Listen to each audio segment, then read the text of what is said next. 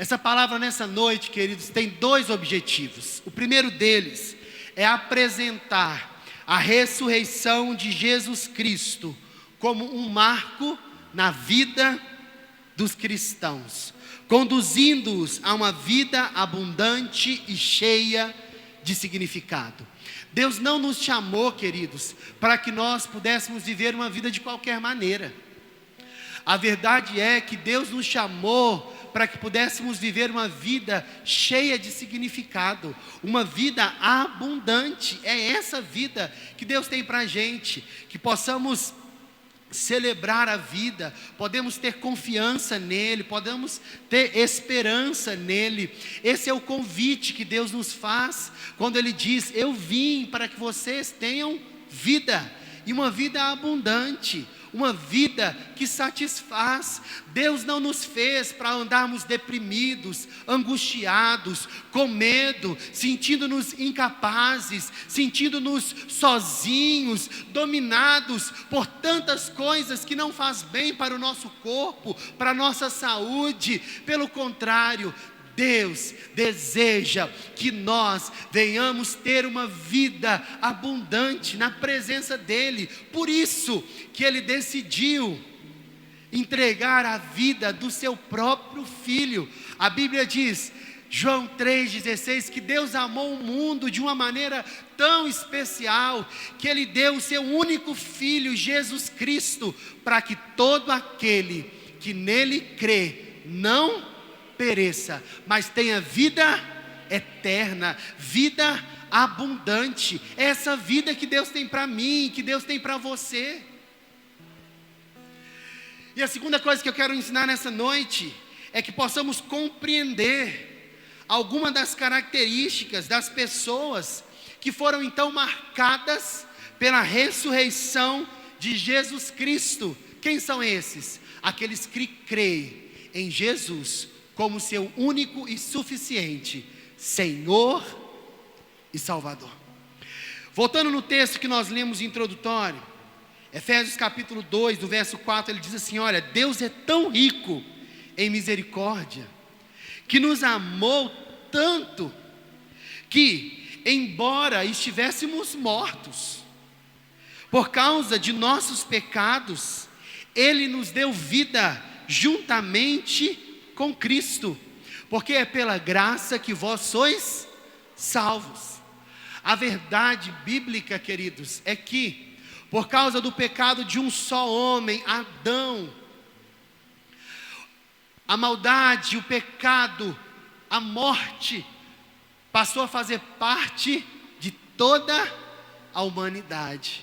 Mas por conta de um único homem, Jesus Cristo, o Cordeiro de Deus que tira o pecado do mundo, essa culpa foi retirada.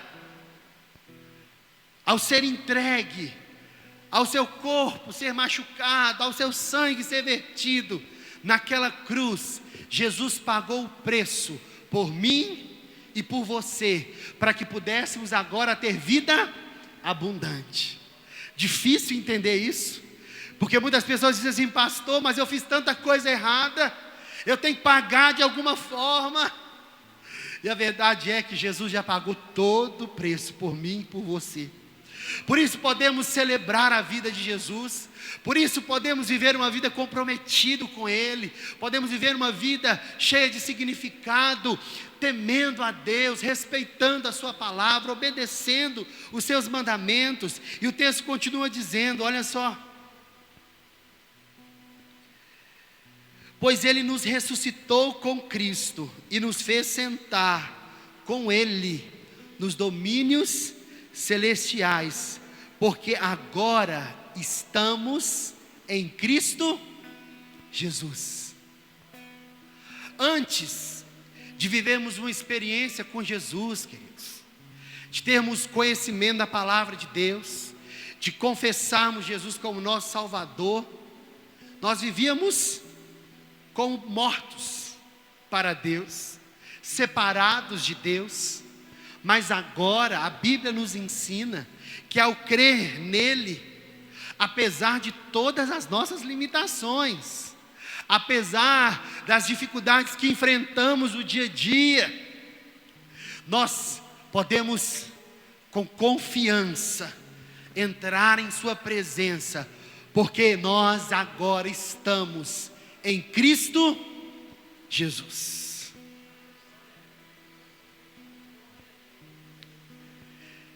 E ter essa convicção, e não permitir que nada tire, queridos, porque uma das coisas que tem se percebido é que as pessoas hoje têm duvidado muito da sua salvação, porque têm pensado que a salvação está dependendo das suas ações diretamente, mas a verdade é que a salvação, ela depende da nossa fé em Jesus Cristo, porque é Ele quem está nos aperfeiçoando, é Ele que está cada dia trabalhando em nós, moldando o nosso caráter. Nós precisamos simplesmente nos colocar nas mãos de Deus, para que Ele possa moldar o nosso coração, para que possamos viver uma vida temente a Ele, da forma que agrade a Ele. Agora estamos em Cristo, e porque estamos em Cristo, nós abandonamos uma velha vida. A velha vida, queridos, ela está relacionada aos maus hábitos, costumes, que ninguém nem precisa nos ensinar, nós já sabemos que não devemos fazer, não é? Abandonamos a mentira, a maldade, a imoralidade, abandonamos tudo aquilo que não agrada a Deus, e agora recebemos uma nova vida. Olha que coisa boa.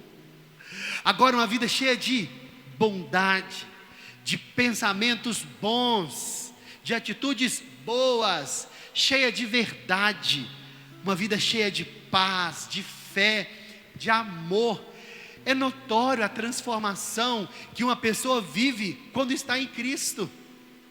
É uma nova vida que nos faz querer dar o nosso melhor para abençoar a nossa família, para abençoar as pessoas que Deus coloca no nosso caminho. É uma atitude de querer agradar a Deus e louvá-lo com todo o nosso coração em tudo que nós fazemos. Esse desejo precisa fazer parte do meu coração e do seu coração, querido. Porque se de alguma forma esse desejo não faz parte do nosso coração, nós precisamos correr para Jesus de novo. Porque se de alguma forma o nosso coração, ele não deseja uma nova vida, nós precisamos correr para Jesus, porque a nossa vida precisa ser marcada e impactada pela gloriosa presença de Jesus Cristo em nós e através de nós. Eu quero falar um pouco sobre eu e você nessa noite. Eu quero falar sobre nós que somos marcados pela ressurreição de Jesus. Eu quero falar sobre algumas características que trazemos conosco por sermos marcados por Cristo. E a primeira característica que eu quero trazer aqui nessa noite é que as pessoas que são marcadas pela ressurreição de Cristo, elas possuem um nível muito maior de quebrantamento em sua vida. Então você pensa assim, pastor, como que eu vou ter certeza de que eu estou marcado pela ressurreição de Cristo? Você tem uma vida quebrantada na presença de Deus. Você tem uma vida quebrantada no seu cotidiano. Como assim? Uma vida quebrantada significa renunciar à arrogância, na qual muitas vezes queremos ser juízes das pessoas, simplesmente porque pensam diferente de nós. A partir disso, nós assumimos o modelo de Jesus Cristo, o modelo de humildade, reconhecendo sim o nosso valor, mas pensando um pouco menos em nós e nos lembrando um pouco mais das pessoas. Eu não sei se você já percebeu como que muitas vezes nós temos a tendência de achar que somos melhores do que os outros, não é mesmo? Quantas vezes, de forma arrogante, trazemos conosco experiências, porque o outro pensa diferente de nós, ou tem um estilo de vida diferente do nosso, são os melhores. Muitas vezes nos sentimos inclusive com a capacidade de apontar o dedo, de julgar, de condenar. Mas a verdade é que uma pessoa que foi marcada pela ressurreição de Jesus traz consigo um grande quebrantamento, a capacidade que essa pessoa tem de respeitar as outras pessoas, a capacidade que essa pessoa tem de notar o outro, de escutar o outro na essência, sem julgamento, a capacidade que essa pessoa tem de, apesar de ver o outro caindo, praticando coisas erradas, desviando do alvo, queridos, tem a capacidade de estender as mãos e resgatá-lo, e ajudá-lo, e apoiá-lo. Aqueles que são marcados pela ressurreição de Jesus trazem consigo um grande quebrantamento, representado por um estilo de vida cheio de humildade. Filipenses capítulo 2, vamos ler esse texto. Ele traz uma referência importante para a gente, no que diz respeito à humildade. Olha o que a Bíblia diz, Filipenses capítulo 2, versículo 5,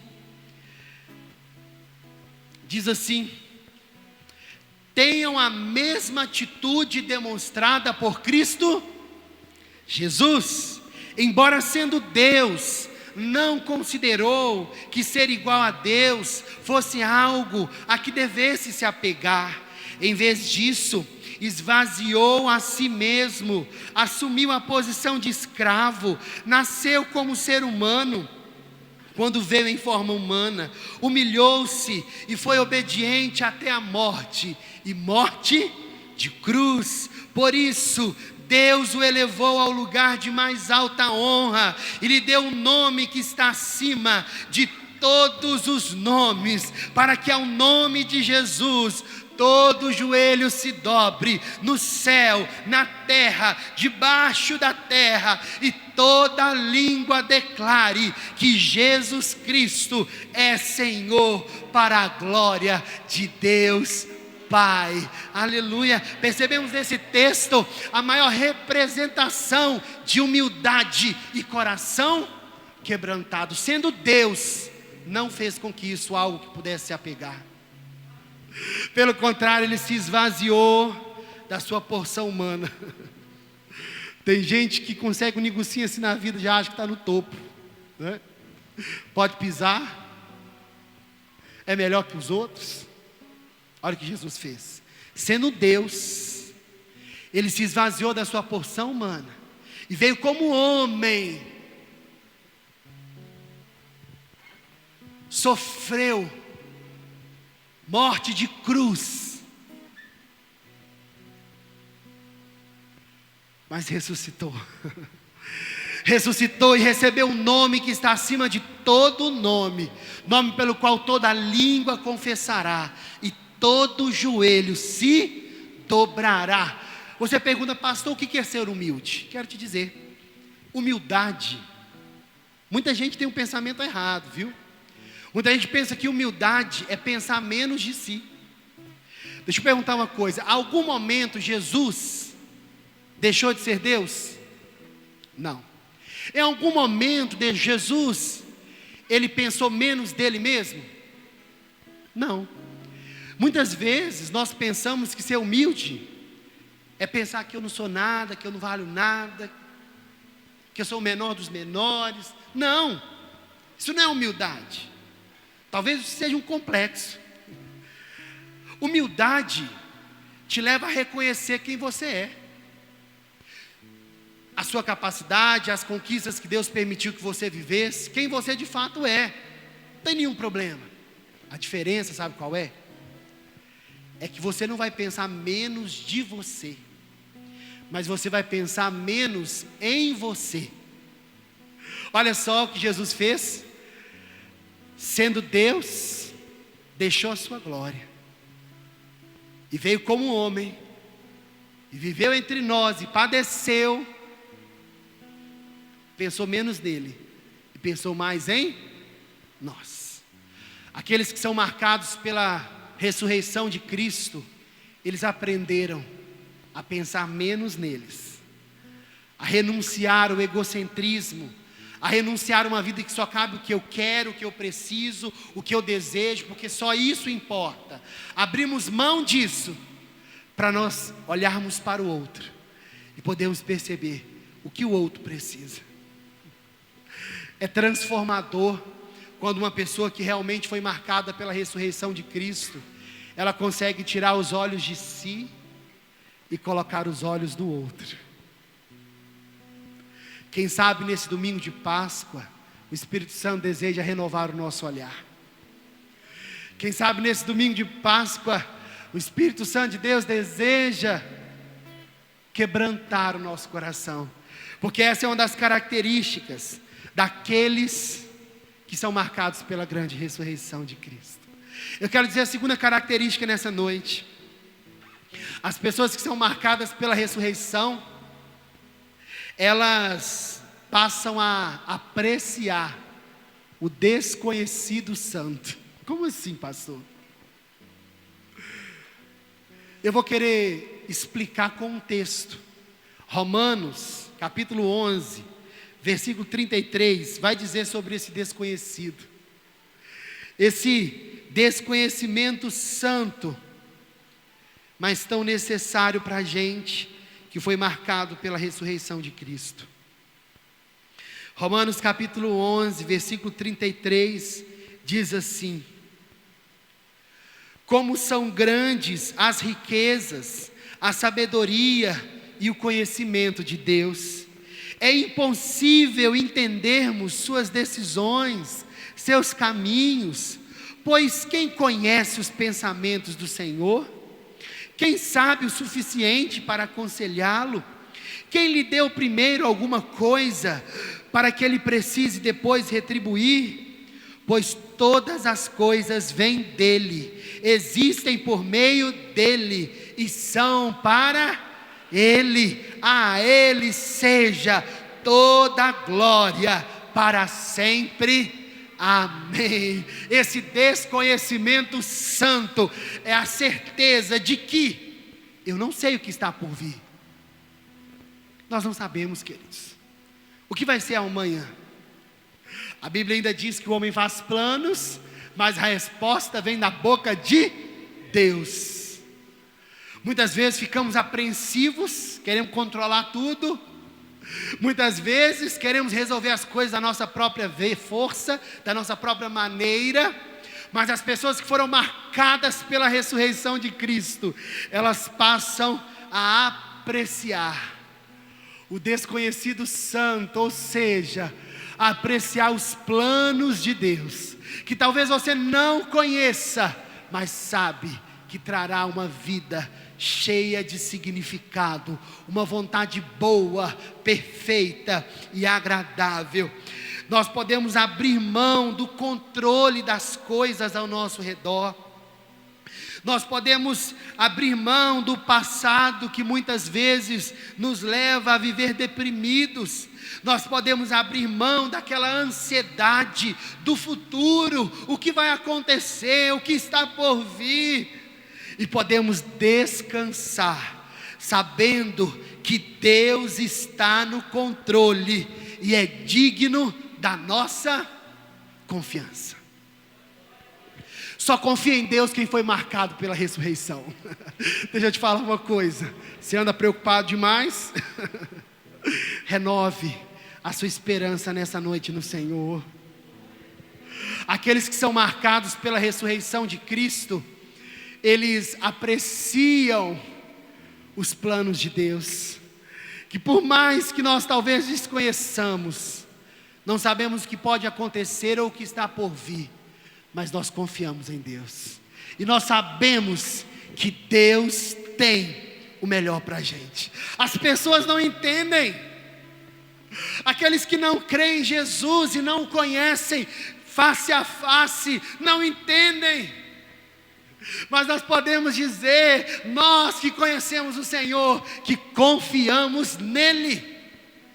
E às vezes as situações são assim: como você consegue ficar tão tranquilo com algum parente passando mal? Como você consegue ficar tranquilo com uma situação no emprego difícil? Como você consegue ficar tranquilo diante dessa situação? Nós conseguimos passar pelos desafios da vida, porque confiamos em Deus. Nós temos um Deus a qual nós cremos e está cuidando de nós. Essa confiança só tem quem foi marcado pela ressurreição de Cristo. E é isso que Deus tem para a gente. Eu quero dar sequência à terceira característica nessa noite, daqueles que são marcados pela ressurreição. Nós aprendemos. Na verdade, nós conquistamos uma profunda capacidade, uma profunda aptidão em esperar em Deus. Aqueles que foram marcados por Deus, aqueles que foram marcados pela ressurreição de Cristo, pela nova vida em Cristo, eles aprenderam a esperar em Deus. E falar em esperar numa época em que a tecnologia é 5G e nem sei se tem mais, é difícil, né? A gente vê aí na internet.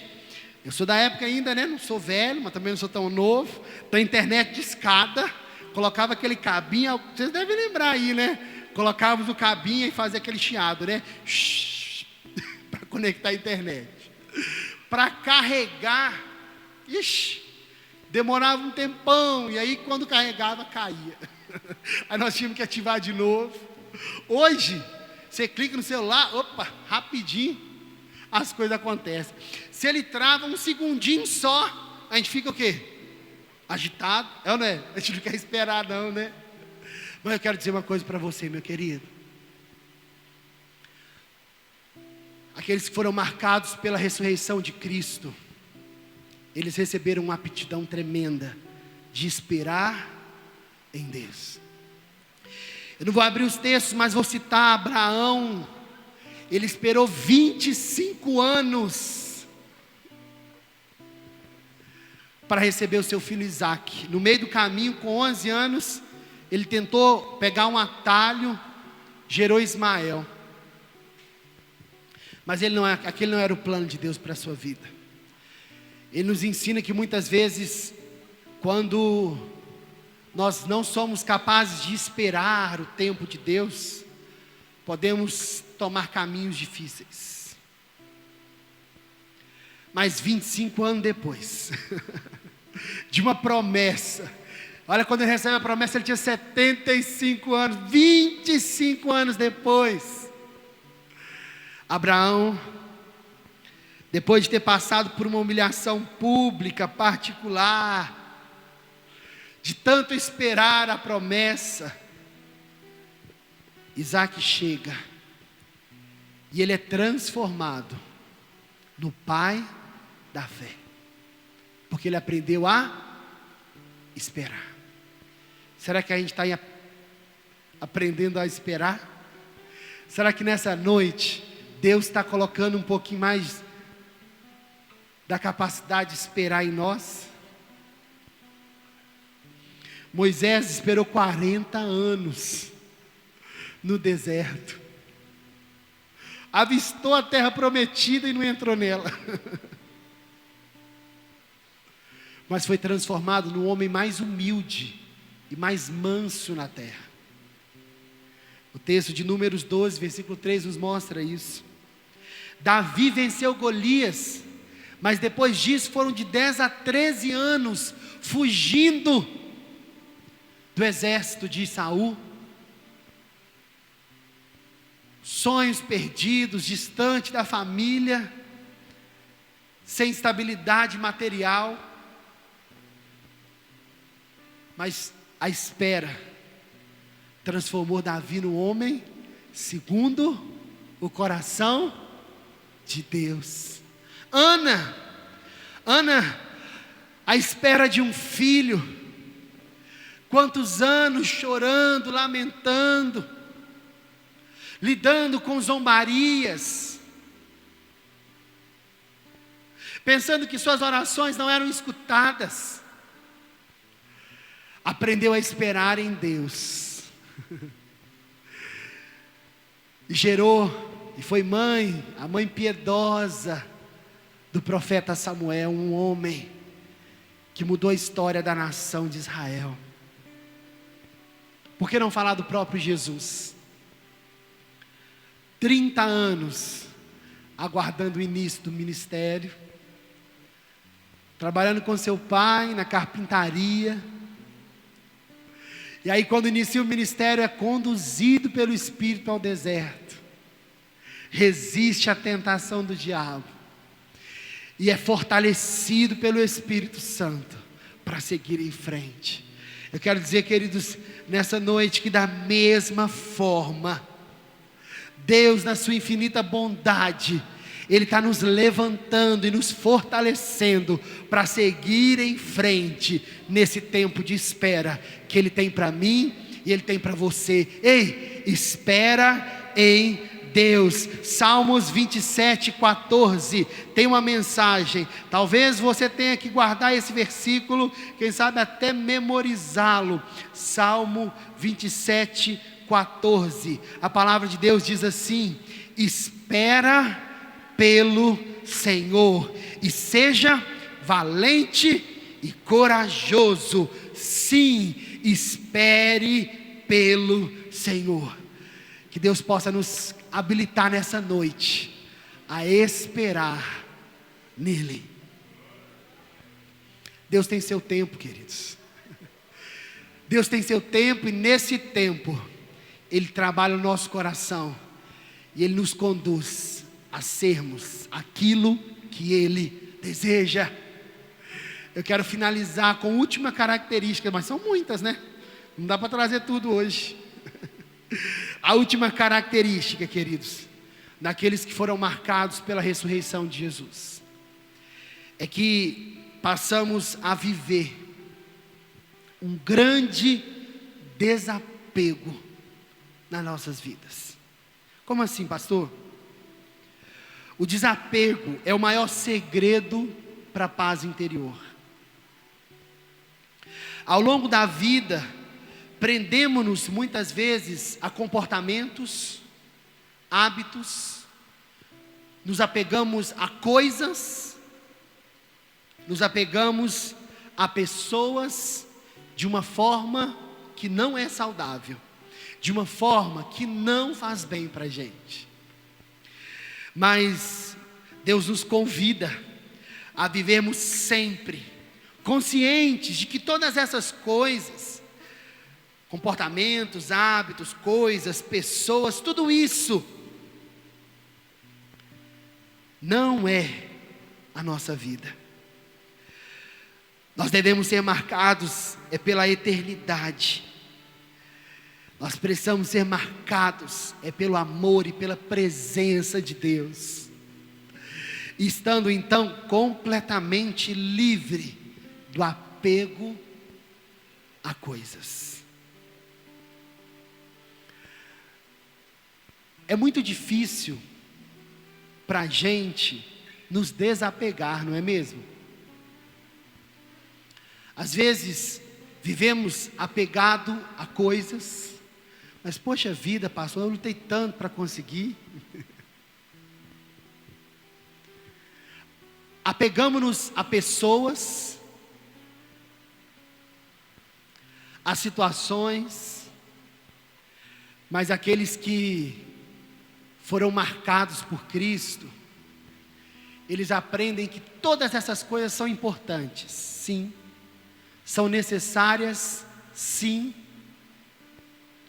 mas o seu coração, na verdade, entende que tudo isso é secundário, porque o que vem primeiro é o Senhor. Deus está nos levando, queridos, nesse tempo, a nos apegarmos mais intimamente a Ele. Que nesse domingo de Páscoa, a qual nós relembramos com gratidão no coração a ressurreição de Cristo, nós possamos renovar a nossa esperança nele. O último texto que eu quero trazer é Hebreus capítulo 12, versículo 1, que diz assim. Hebreus 12, versículo 1.